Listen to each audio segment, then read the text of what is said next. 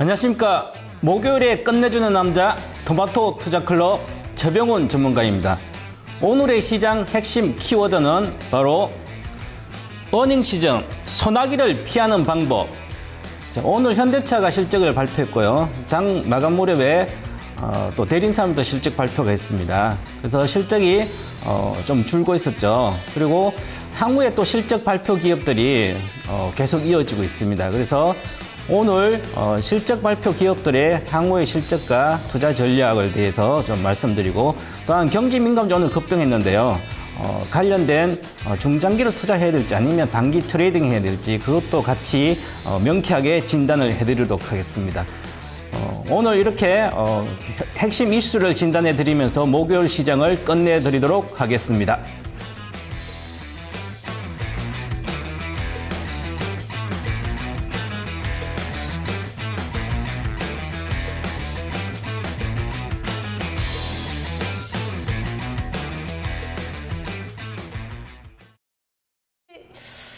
네, 어찌 보면은 오늘이 본격적인 4분기 실적 시즌의 시작이 아니었을까 싶습니다. 현대차가 실적을 내놨고요. 장 마감한 이후에 대림산업이 또 이어서 실적을 발표했는데 시장의 눈높이가 상당히 낮아져 있음에도 불구하고 이것조차도 충족시키지 못하고 있습니다. 4분기 어닝 시즌 소나기라면 그나마 다행인데 이게 장마로 이어지지는 않을까 다소 걱정이 됩니다. 끝내주는 전략 시간 자세한 이야기 나누겠습니다. 오늘의 끝내주는 남자는요, 토마토 투자클럽의 최병훈 전문가입니다. 전문가님 안녕하세요. 네, 안녕하십니까. 네. 시장이 좀 긴박하게 돌아갑니다. 네. 오후장에 낙폭이 좀 커지더니 대림산업 좀 앞서서 제가 실적에 대해서 좀 언급을 드렸는데요. 우선은 적자 전환하면서 현재 시간의 거래에서 예상 체결 지수가 1% 정도 하락하는 흐름 나옵니다. 우선 시간의 거래 호가 들어가자마자 또 하한가로 나오기도 하더라고요. 우선 현대차, 대림산업 두 개가 나왔죠. 네. 좀 어떻게 보셨나요? 현대차 물론 이제 실적에 대한 우려가 계속 있을 거예요. 그래서 전년 동기 대비 좀 줄었으니까 어느 정도 이제 실적이 나온 이후에 주가 흐름이 그나마 좀 마이너스지만 괜찮았습니다. 좀 급락하다가 다시 또 반등도 해주고, 그래서 큰 문제가 아니었는데 종가는 좀 한 2% 빠졌죠. 네. 근데 대림산업도 물론 실적이 안 좋을 거라 예상하고 있기 때문에 시장에서 어느 정도 단기로 끝이지 않을까, 그렇게 저는 생각하고 있습니다. 네. 발표한 내용을 조금 더 자세하게 볼까요? 우선 현대차부터 좀 표를 준비를 해주셨죠. 지금 화면에 나가고 있는데요. 지금 매출액 같은 경우 지난 4분기에 매출액이 22조 원을 조금은 밑돌았네요.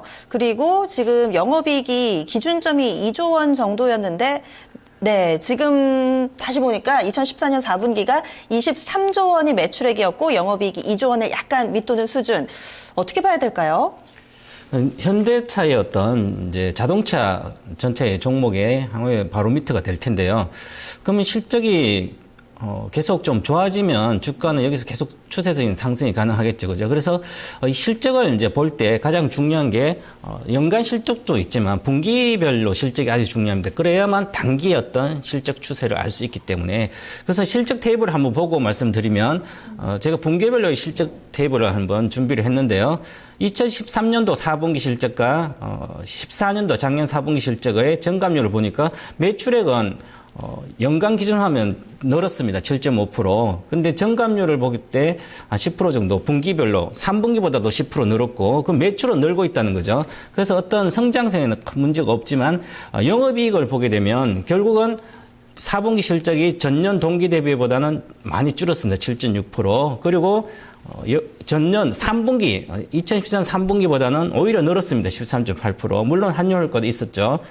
그리고 중요한 건 이제 영업이익률인데, 이 영업이익률이 좀 분기별로는 3분기보다 4분기가 0.16%포인트 늘었습니다. 네. 하지만 연간 기준 1.2%포인트 낮아졌다는 거죠. 그 얘기는 실적 성장에 수익 성장이 좀 쉽지 않다. 경쟁이 좀 격화되고 전반적으로. 그럼 매출은 늘고 있는데 수익은 좀 내려가고 있다. 그럼 환율이 또 워낙 강세가 있었기 때문에 그에 대한 효과를 나타나지 않는가, 그런 측면이 있고요.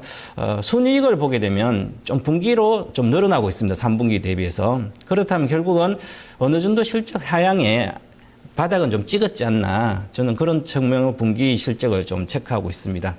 근데 이제 IR에서 내년도에 그 판매량 전망치를 이제 505만 대로 했더라고요. 작년보다 이제 1.8% 정도 늘어난 수준 정도로 밝혔는데, 이게 이제 상당히 좀 어떻게 보면 보수적일 수도 있는데 가장 최근 들어 좀 안 좋은 판매 전망인 건데, 이러면 또 주가가 좀 더 추가적으로 좀 밀리지 않을까 어떻게 좀 보세요? 주가는 실제 이제 17만 원 정도 내외에는 사실상 이제 차트 기술적으로 좀 봐야 되는데, 차트상으로 보면 한 15만 정도에서 21만 사이는 계속 박스가 움직일 것 같습니다. 그런데 실적 성장이 강력히 된다면 상단 밴딩 21만 이상을 돌파할 수 있겠지만, 지금은 실적에 대한 우려도 있고 실적이 우려보다는 불확실하다는 거죠. 그런 측면을 좀 이해를 하면 될 것 같고요. 그래서 올해 또 신차 계획들이 쭉 있기 때문에 저는 2, 3년 뭐 보더라도 현대차는 기아차하고 합쳐서 글로벌 판매 대수가 한 1,000만 대는 돌파하지 않겠나, 그런 측면으로 본다면 실적보다는 어떤 시장의 흐름이나 기술적 매매에 좀 하는 게 낫지 않겠나, 이렇게 보고 있습니다. 네. 현대차를 시작으로 이제 내일은 현대차 그룹주가 무더기로 나옵니다. 뭐 네. 기아차도 나오고요. 이번 한 주 동안은 좀 실적 발표가 집중돼 있는 것 같은데요. 앞으로의 좀 실적 일정 좀 짚어주실까요? 네, 실적 발표 이제 예정된 일정이 이제 주요 기업을 한번 이제 차트로 한번 표를 준비했는데요. 보면 이제 금요일 날 내일이죠. 또한 기아차가 또 나오고요. 현대모비스, 내일은 자동차, 현대위아 자동차 관련 부품주랑 자동차 업종이 다 나옵니다. 그죠? 그리고 중요한 건 또 다음 주 월요일 날 화학주에 기출 시작을 건 LG화학이 있고, 그다음 화요일 날 LG이노텍, 삼성 SDS, 그다음 세아베스틸, 그러면서 수요일은 또 IT주가, 대형 IT주가 있고요. 또 타이어주도 들어가 있죠. 넥센 타이어. 그리고 이제 목요일 날은 네이버라든지 LG전자 있고, 금요일 날 보면 현대로템, 그리고 원자재주인 풍산, 타이어, 한국타이어, 현대글로벌 이렇게 쭉 있습니다. 그리고 월말에 되면 1월 말에 삼성중공업, 현대미포, 조선주가 들어가 있고요. 네. 그다음 화학주엔 정유진 S오일 있죠. 그러면 다음 주 말까지, 이달 말까지 보게 되면 어느 정도의 업종별로 대형주의 실적이 기본적으로 거의 나온다는 거죠. 그렇다면 결국은 다음 주 정도 지나면 4분기 실적이 확정이 되기 때문에 거의 다, 그러면 향후에 경기 민감주의 흐름을 체크할 수 있고 실적에 대한 예상이 가능하다는 거죠. 그리고 이제 2월 달에 되면 이제 코스닥 종목도 이제 파라다이스랑 강원랜드가 이제 시작이 됩니다. 그 다음 주에 프로보시 2월 초에 또 발표가 되고요. 그리고 이제 중요한 건 또 2월 4일 날부터 시작해서 금융주, 은행주가 시작되거든요. 그럼 은행주가 시작됐을 때 은행주는 과연 어떤 실적을 나오는지 아주 중요합니다.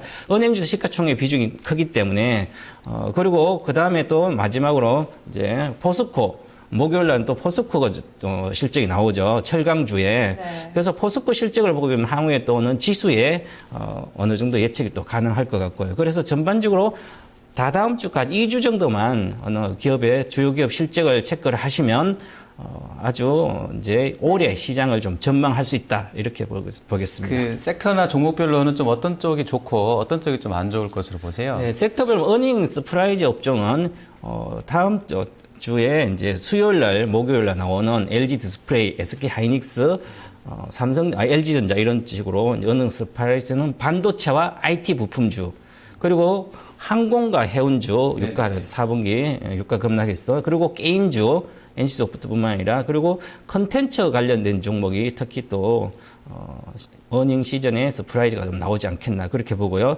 어닝 쇼크는 오늘 이제 대림사물도 어느 정도 쇼크 수준 나왔죠, 그죠? 그것처럼 화학과 정유는 실적 발표 때 어닝 쇼크로 나올 겁니다, 아마 4분기 실적에 대해서. 그러게 되면 주가도 출렁이가 있죠. 그러면 결국은 어닝 쇼크 업종은 자동차도 지금 나오고 있는데, 어닝 쇼크 업종은 매매 등락이 심하기 때문에 매매를 조심하자.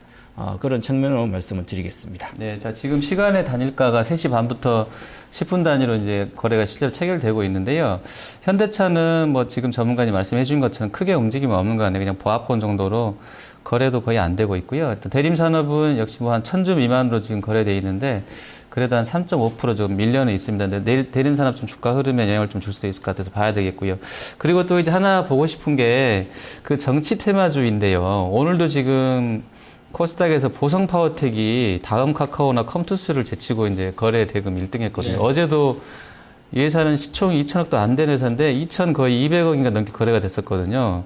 조금 뭐 과열이지 않을까 싶을 정도로 굉장히 세게 움직임이 있는데, 이 정치인 테마주는 좀 어떻게 대응이 필요하다고 네. 보십니까? 지금 가장 정치적인 테마로 핫한 게 지금 이제 반기문 이제 총장이죠. 그러면 과거에 이제 정치인 테마주들이 움직인 주가를 한번 보니까 뭐 대표적으로 아가방 컴퍼니뿐만 아니라 바른손 이런 종목들이 있거든요. 그 종목들을 보니까 실제 선거가 있기 한 10개월 전에는 주가가 계속 하락했습니다. 그때부터는. 그러니까 2017년도 선거가 있으니까 그때는 투자할 게 아니라 그 전에부터는 지금부터는 어떻게 보면 투자를 해도 된다. 그러면 3년 남았는데요. 그렇죠. 그러니까 2년 동안은 주가가 움직인다는 거죠. 계속 등락을 하면서. 그리고 준비됐으면 네, 그림을 차트 한번 한번 보실까요? 네. 보고 말씀을 드리면 네. 네, 세계 차트를 이제 제가 준비했는데 아가방하고 네. 바른손이 다 좀 다른가요? 네. 아가방이 박근혜 테마주인가요? 네, 그렇죠. 아가방 컴퍼니도 네. 이제 선거가 있기 전에 2012년도 2월 전까지는 계속 그때부터는 계속 빠졌고 그 전에 10배 정도 올랐습니다. 주가가. 그랬죠. 그죠? 그리고 네. 계속 빠졌고 그리고 바른손도 주가가 바른손 누구 테마주인가요? 문재인 문재인 테마였죠. 테마주. 예. 이 종목도 선거 1년 전까지는 등락을 계속 움직여서 크게 올랐었습니다. 그게 또 10배 정도 올랐고요.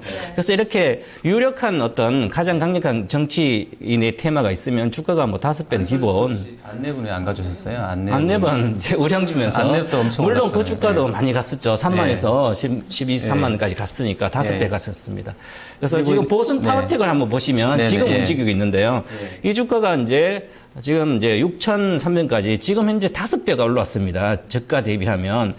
그러면 이 주가란 게 그 전에 정치인 테마주 10배 갔거든, 대다수가. 저가에서. 이 종목 이제 5배 올랐습니다. 그죠? 그러면 과거를 대비하면 아직도 네. 오늘 상승 여력이 있다는 거죠. 하지만 지금부터는 정말 다시 간다, 10배 간다 치더라도 저가 대비. 그러면 지금부터는 100%밖에 안 납니다. 그죠? 그런데 보니까 보성 파워텍도 그때 같이 올랐었네요. 2009년도에 1,000원대에서 8,000원까지. 네, 그때 테마 그때도 같이. 그러면 반기문 총장 관련해서 뭐 테마주였을까요? 아니면 다른 정치인? 정치인의 테마가 묶어가지고 같이 묶여 움직였었던 있었죠. 거고요. 네. 그리고 지금 뭐 반기문 총장 관련 테마도 보선 파이트 나머지도 있잖아요, 그죠? 있는데 그래도 가장 강력하고 실적도 괜찮게 나오면서 네. 부실주가 아니거든 어떻게 보면. 그래서 실적도 3분기부터 좋아지고 있고 그래서 전반적으로 이 종목도 등락을 하겠지만 아직은 시세는 끝나지 않는다. 물론 이제 이번 거래가 전체 총 발행 주식 수보다 더 많이 거래가 됐습니다. 며칠 전에는. 그래서 거래가 워낙 많이 있기 때문에 만약에 시세란 게 한번 내려가더라도 다시 반등의 기회는 충분히 있다. 그래서 앞으로 내년까지는 등락을 이용해서 매매도 되지 않겠나. 물론 이제 정치인들이 결국은 출마할지 아닐지 가봐야 알겠지만 지금 뭐 아직까지 뭐 특별한 언급을 하지 않고 있기 때문에 기술적 매매, 활용한 그렇죠. 매매. 네. 차트 매매 잘 하신다든지 좀 고수들만 해야 되겠죠. 지금은 네. 그죠? 그렇군요.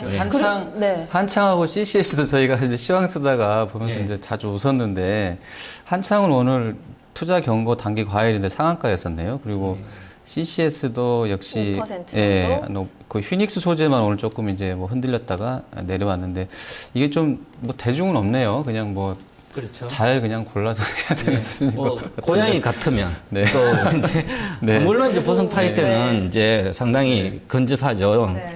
친인척이니까 친척이니까 하지만 나머지는 뭐 고향 같다 아니면 학교 같다 이런 거 사실상 그 이후에 다 주가가 제자리 가거든요. 1,000원에서 10,000원대 가면 다시 1,000원 옵니다. 그죠?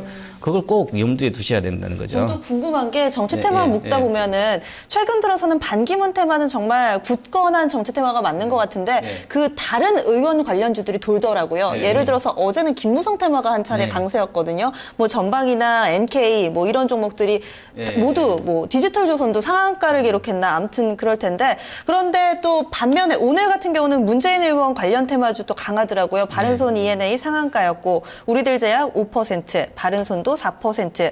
이 반기문 테마를 제외한 나머지 종목군에서 순환매가 도는 것 이거는 또 어떻게 봐야 될까요? 그거는 저는 이제 뭐 테마 자체를 권유하지 않지만 그래도 그건 사실은 뭐 1등주를 하는 게 가장 좋겠죠. 그죠? 그리고 여론조사에서도 가장 유력한 주자로 뜨고 있기 때문에 그러면 결국은 보성 파트만한 것은 없다 이렇게 볼 수. 김무성이나 문재인보다는 네, 그렇죠. 일단 반기문 저 생각은 테마죠. 개인적으로 그렇습니다. 역시 예. 뭐 정치적인 견해니까요. 어쨌든 네. 어쨌든 종목을 봤을 때는 보성 파워텍이 좀 내실도 있고 네. 그리고 이 변동성을 이용한 트레이딩도 가능하다라고 봐주셨어요. 파워텍이 이제 BPS를 봤더니 네. 한 1,700원 정도 되더라고요.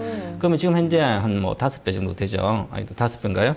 3배 그 정도 정도 되자, 그죠? 네, 예, 그러면 PBR 기준으로 보면 그렇게 고평가 영역은 아니라는 거죠. 그런 측면을 이해하시면 될 것 같습니다. 그리고 좀 사이즈 큰 종목으로 이야기를 넘겨볼게요. 네, 네. 정유화학조선 오늘장 좀 강했잖아요. 네. 국제유가가 한 3% 정도 올랐는데 그렇게 많이 오른 것 같진 않은데 상당히 종목들 탄력이 좋았습니다. 최근 들어서 이 끝내주는 전략 시간에도 이 유가 바닥론에 대해서 상당히 좀 어제도 잠깐 뜨겁게 얘기했었죠. 예. 이야기를 했었는데 이제 좀 확실히 바닥인지 이 단기 트레이딩 관점에서 접근해야 될지 중장기적으로 봐야 될지 고민되거든요. 네, 유가는 저도 이제 11월 달에 70달러 했을 때 55달러 찍는다. 그리고 만약에 50달러 깨지면 거의 바닥이지 않을까.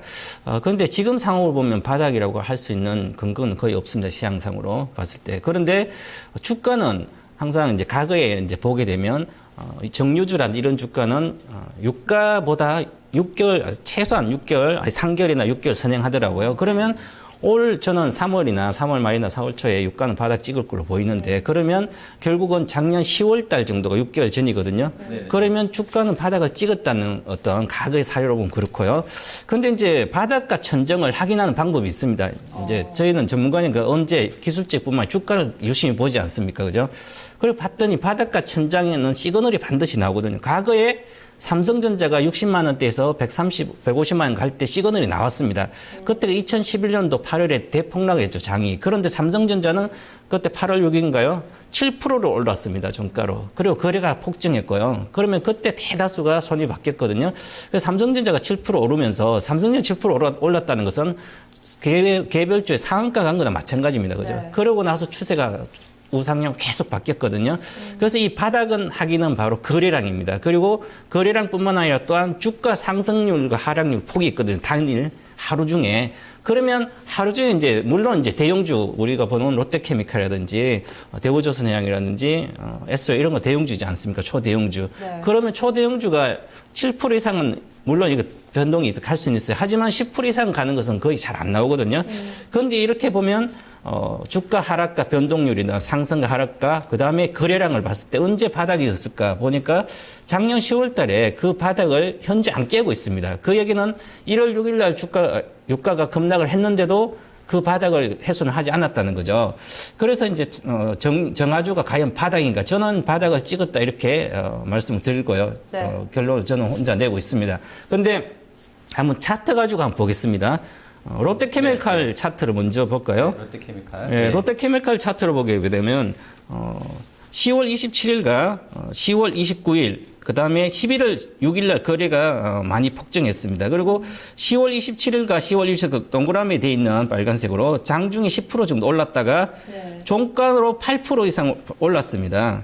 그리고 이제 그때 평단가가 롯데케미칼이 보니까 13만 8천이더라고요.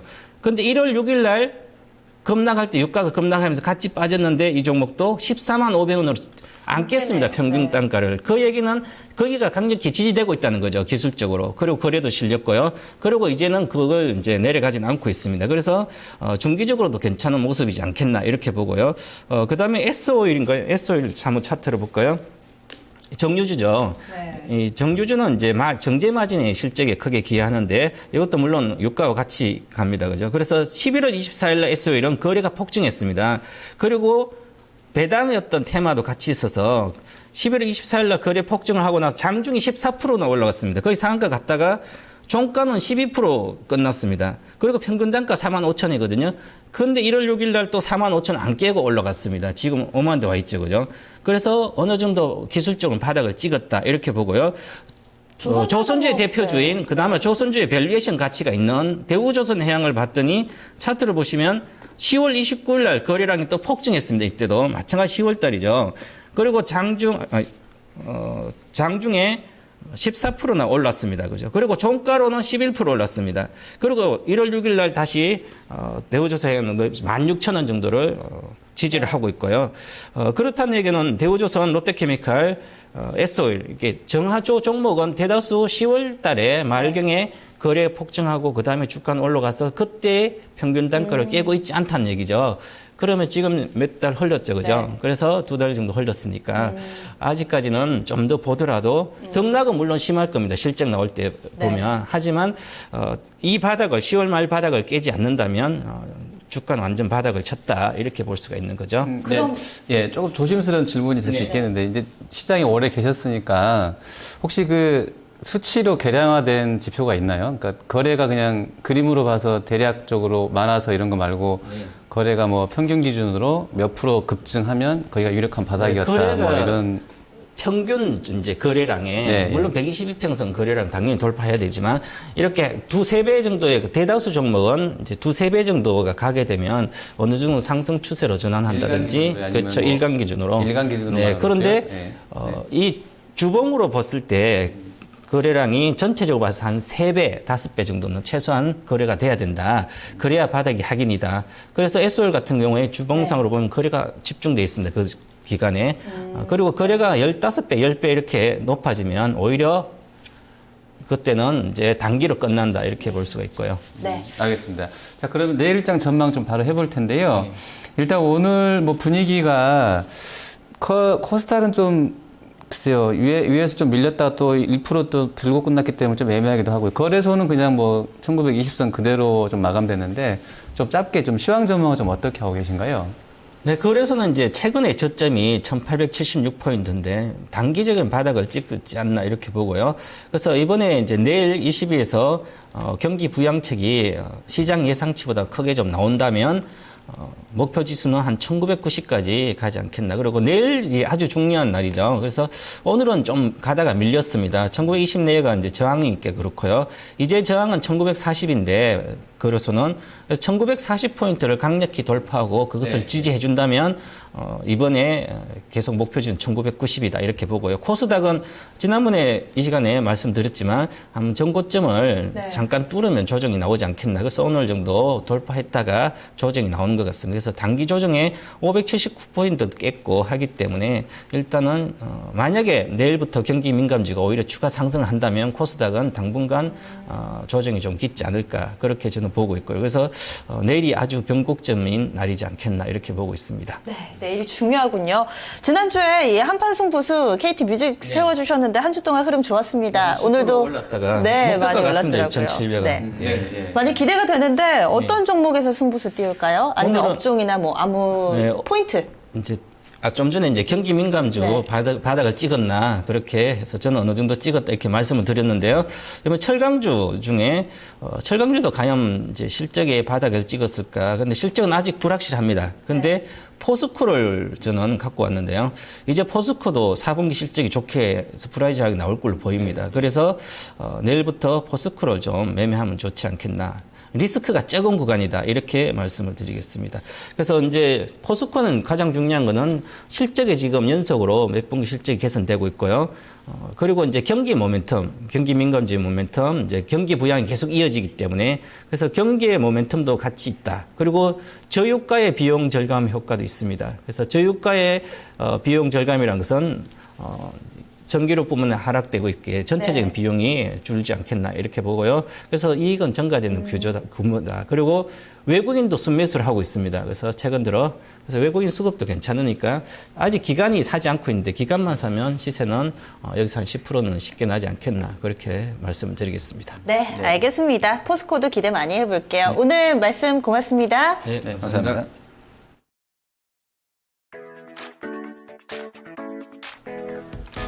1월 23일 금요일 경제지표 일정입니다. 오늘 밤 미국에서는 11월 주택가격지수와 함께 주간 신규 실업수당 청구 건수 발표됩니다.